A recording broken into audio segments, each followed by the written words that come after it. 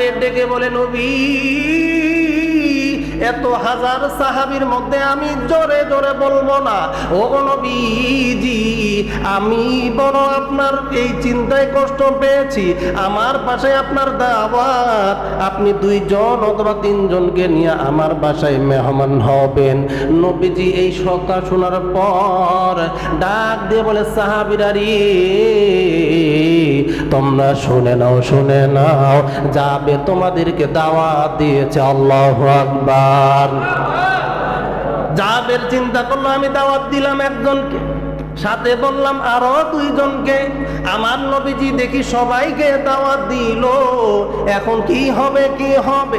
নবীজি ডেকে বলে, জাবের রি, তুমি আগে বাড়িতে যাও, বাড়িতে গিয়া তুমি এমন ভাবে কাজ করবা, রান্নার ডেস্কি এখনো নামাবা না, রান্নার পাতিল এখনো তুমি চুলা থেকে নামা না, জবের রুটি তুমি বানাবা না, খামিরা তুমি রেডি কইরা রাইখো।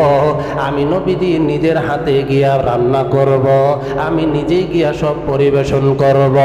যাবি দৌড় মেরে বাড়ির মধ্যে গিয়া বলে, বিবি গো, তুমি জানো নি আমার নবীজি কি কাম ঘটাইছে? বিবি শান্ত গলায় বললেন, স্বামীজি বলেন দেখি নবীজি কি করেছে? জাবের ডেকে বলে, বিবি, তুমি বলেছো 2-3 জনকে দাওয়াত দিতে, আমি নবীজিকে গোপনে দাওয়াত দিয়েছি, কিন্তু আমার নবীজি প্রায় 1000 সাহাবীকে দাওয়াত দিয়েছে। সুবহানাল্লাহ। বিবির ঈমান কেমন ছিল, বিবির তাকওয়া কেমন ছিল? বিবি ডেকে বলে, স্বামী গো, আপনি কি নবীজিকে বলেন নাই কেবল মাত্র 2-3 জনের খাবার আছে? স্বামী ডেকে বলে, বিবি রে, আমি নবীজিকে বলেছি কেবল মাত্র 2-3 জনের খাবার আমার বাড়িতে আছে।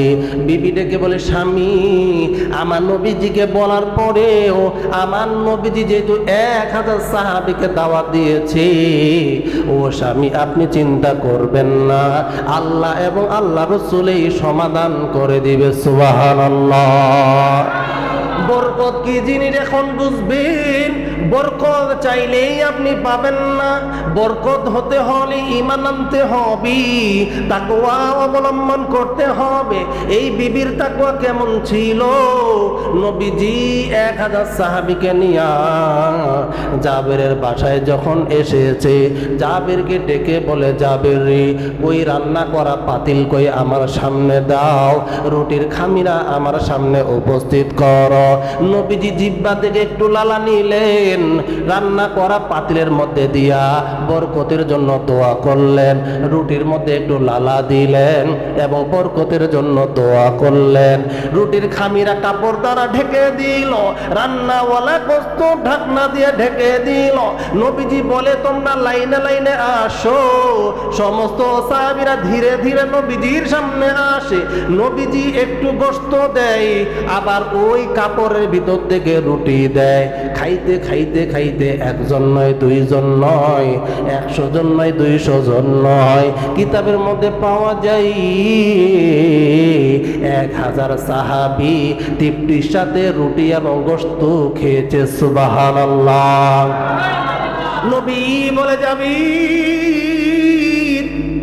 তোমরা এখনো খাও নাই, তোমরাও খাও, তোমরাও নাও।